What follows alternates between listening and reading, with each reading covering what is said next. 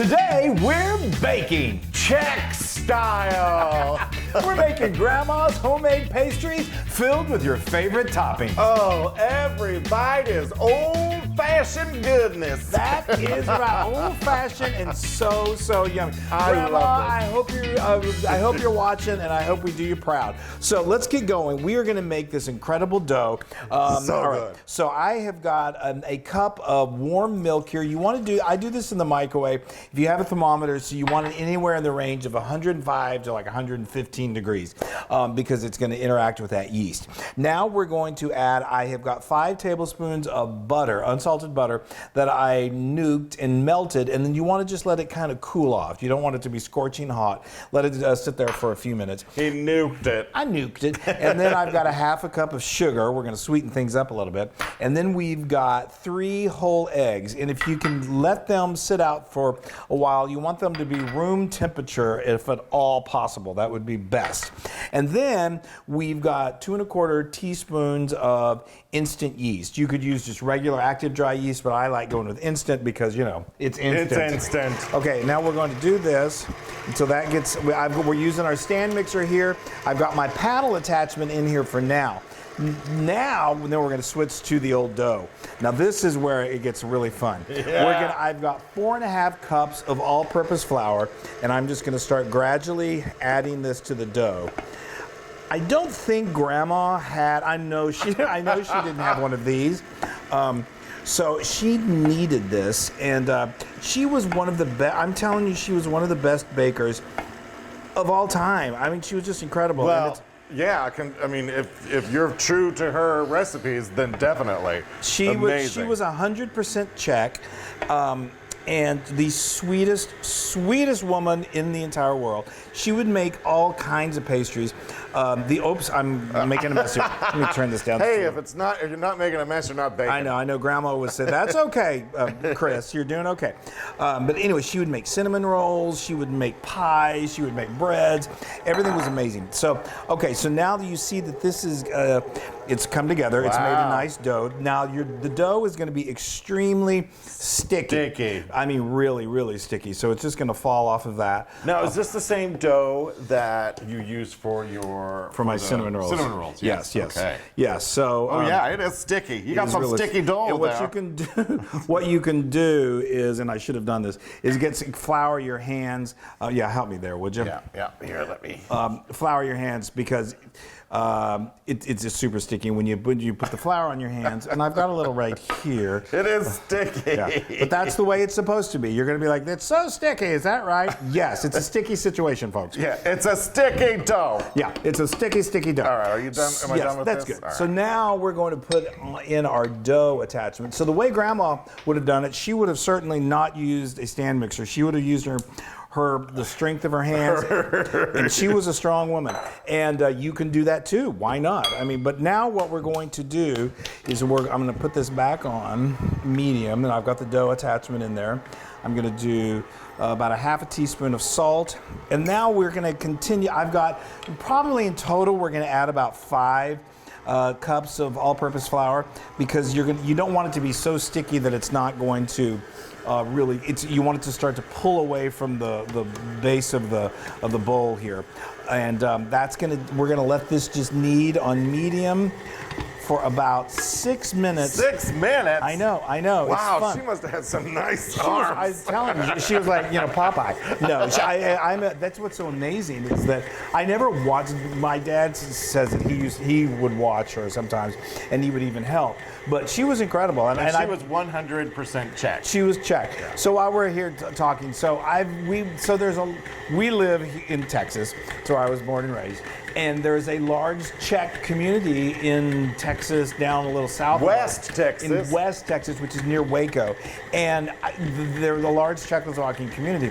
They've kind of developed their own style of creating kolaches. We call them kolaches. We've been told that we say that wrong. Some people say kolaches. Kolaches. Yeah. But my grandma, who's 100% Czech, she called them kolaches. So I'm going to call them kolaches. So anyway, Anyway, the ones in Czech were always, I believe, were always on the sweet side. The ones in Texas now, they started doing savory ones where they would envelop the pastry in like sausage. And throw a hot dog in there. They do like basically like a fancy pig in a blanket. Yeah. Which who's going to complain about that? I'm certainly not. Okay, you see how that's pulling away. It's just, we really need it to knead. So we're going to let this go for about 5 more minutes, and then we got to proof Then we got to proof it for a while. Okay, so now this is it's turned into this turned into this beautiful dough. Gorgeous. It's not as sticky. It's still a little sticky to the touch, but this is exactly the way you want it. We're gonna take this out, and perfect. Wow. Good. Yeah. And it likes to stick a little bit to the and I've got to the bowl of the, I never know what to call that, the base of the mixer, but that's normal. The and then the mixing bowl. Then I just get transfixed with my dough. So anyway, what I like to do is you want to form it into kind of a bowl. So just kind of use your hands to shape it like this, and you want it to get as smooth as possible. And then I just sprayed this Loon, with some cooking spray. Yeah, he's got a nice bowl here. Do you want to mix it around there? Yeah, well, just, you want to kind of mix it with the oil. What you don't want to have happen is for it to dry out on top. So we're going to let this proof in the refrigerator overnight. Overnight. You don't have to do that. How much butter should I do? Give it a nice coating. Okay. And you don't even have to do that. We're coating it with another layer of butter. Sometimes when you let it go overnight, it allows that yeast and the gluten all to do all of its magic. You could, we have that's perfect. Yeah, we have a proofing setting on our oven. You could put it in a warm, non-drafty place for like a couple hours, and it's gonna double in size. It's gonna bulk, and that's okay. But we have found we get best flavor, best texture, best rise, the best end results. Let's say when you let it proof in the refrigerator overnight, and then we're gonna make kolaches, however you want to say it. Kolach. Okay, so we had a wonderful night's sleep. I dreamt of kolaches. You always do. The sun is shining. It's a perfect day to make kolaches. It is. Or kolaches, however you want to say it. So look at my dough. It's lovely. We're going to take this. Wow, that looks awesome. So it almost doubled in size, and it's nice and stiff. It is a good stiff one. Because it's been chilled. Yeah. And so now I'm just going to kind of warm it up with your hands. Yeah, and I'm going to punch it down a little bit. And I've got a nice floured area. I've lightly floured my surface here, and I'm just going to roll this out. So let's talk about that pan there. Yeah, so your roll. Well, I'm going to talk about the fillings real quick. Oh, okay. Yeah. So he's rolling that out. Let me talk about these fillings. These are my favorite fillings. Chris usually makes a cherry one, but I said no. These are my favorite. It's poppy seed. And he said it just like that. No. It's poppy seed and cream cheese filling. Oh. The cream cheese is amazing. So for the cream cheese, look at that deliciousness. For the cream cheese, you had one package of, an 8-ounce package of softened cream cheese, and then I throw in a 1/4 cup of sugar, an egg yolk, and a 1/2 teaspoon of vanilla extract, but I like to put a little more in there.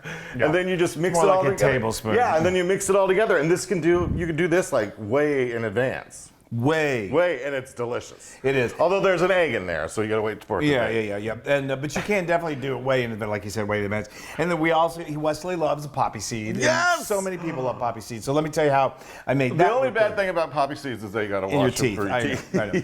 Don't go like get a family portrait right after you eat these. Or drug test, I think. Or maybe that's an old wives' tale. So let me tell you how I made this delicious poppy seed filling. It's really easy, and you do this in advance because you want it to cool. So I got in a bowl, I got a 1/3 cup of poppy seeds, and then I added to that a 1/4 cup of sugar, and then a tablespoon of flour, and I mixed that all together with a fork. And then in a medium saucepan, I dumped in a 1/4 cup of whole milk and brought that to a simmer, and then transferred the poppy seed mixture into that simmering milk, and then just stir it with a wooden spoon. It doesn't take long to get thick. It starts to thicken. That flour starts to do its work, and it thickens up. You take it off the heat, and then you're going to add in a tablespoon of unsalted butter and dash of vanilla.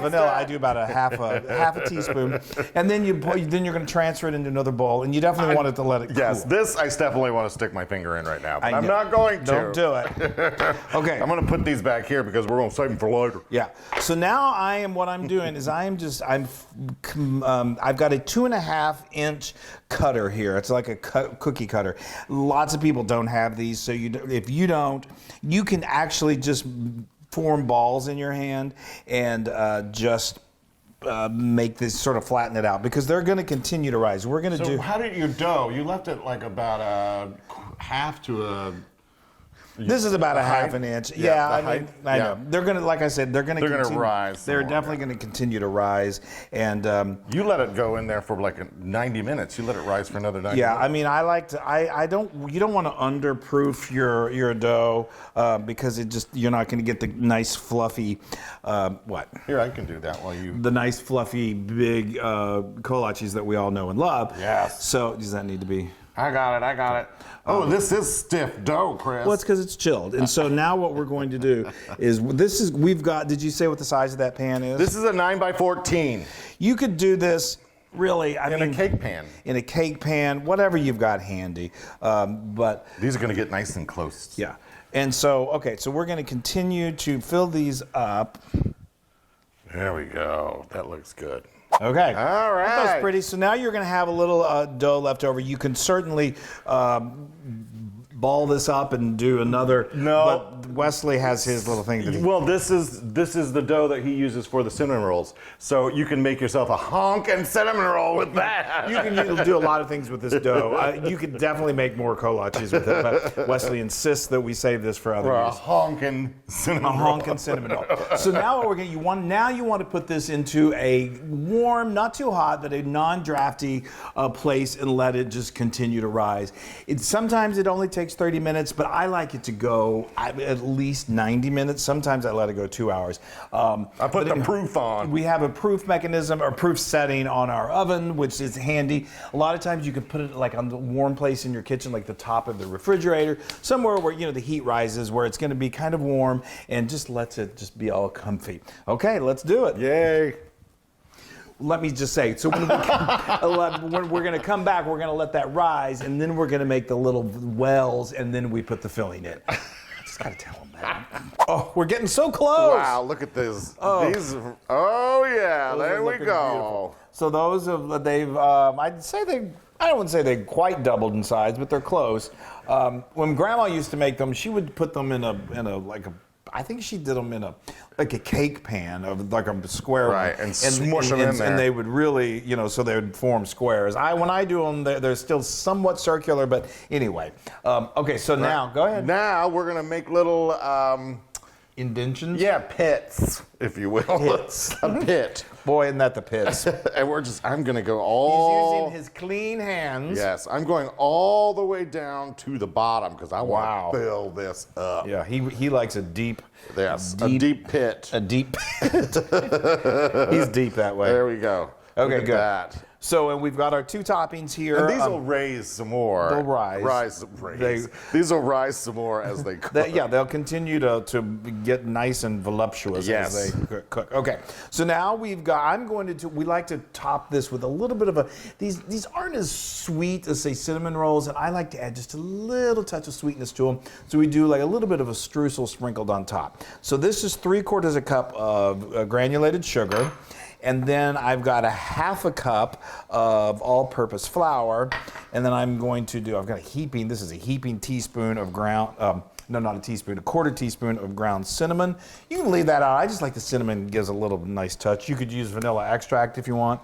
And then this is 1/4 cup of chilled butter that I've cubed, and I've got one of these little handy things. If you don't have this, don't worry about it. It's just called a pastry cutter. You can use a fork. You could use a fork. You could even, what's the best tool in the kitchen?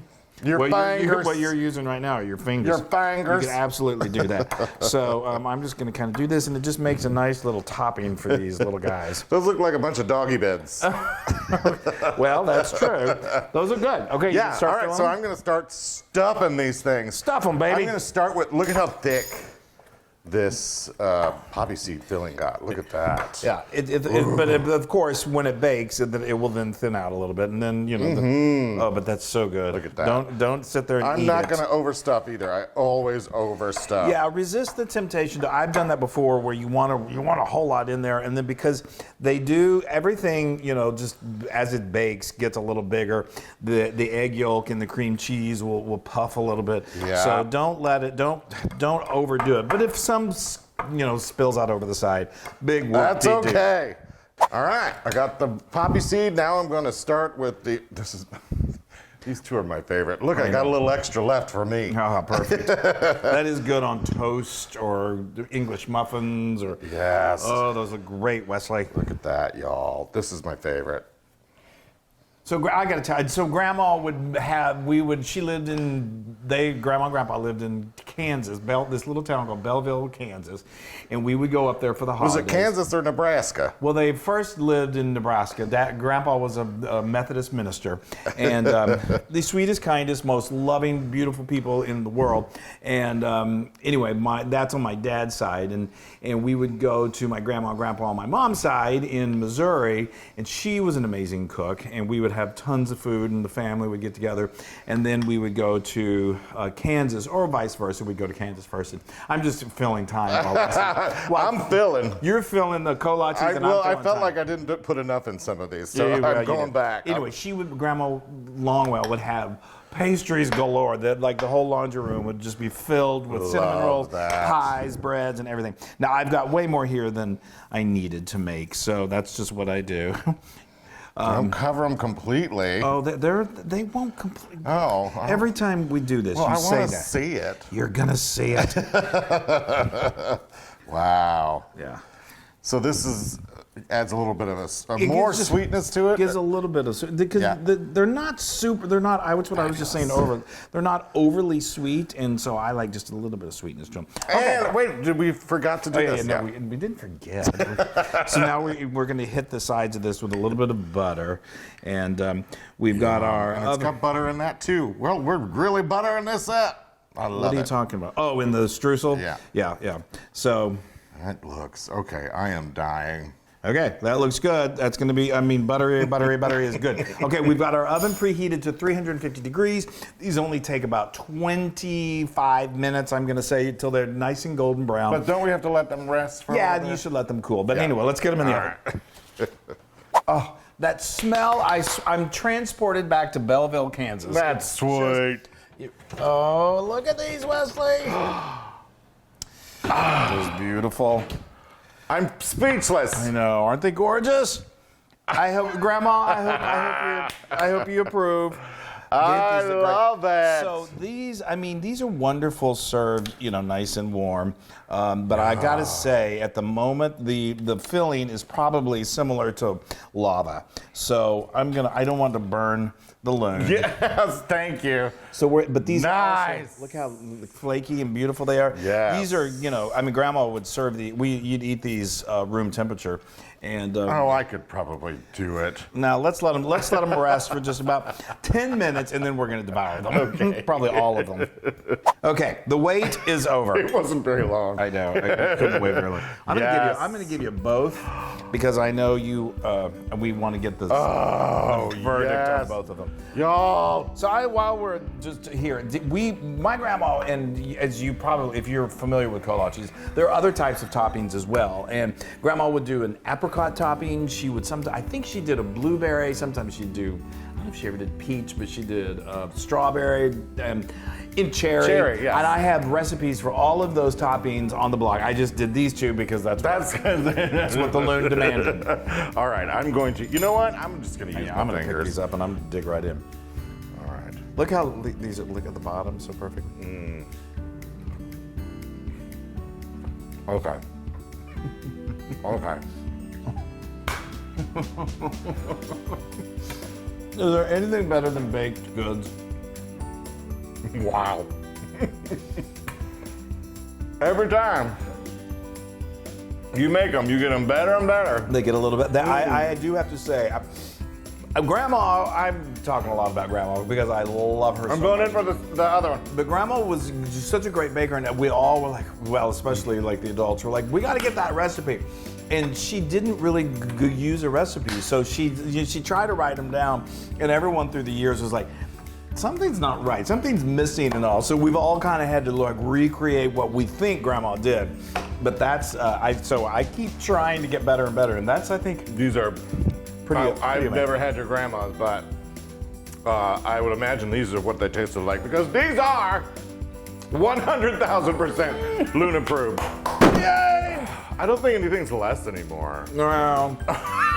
That's amazing. I don't know which one's my favorite. I know, they're so good. They're so heartwarming. You microwave them, get them a little warm in the morning with a little coffee. Oh my gosh.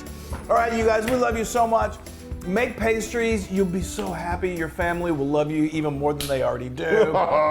Make pastries. Yay!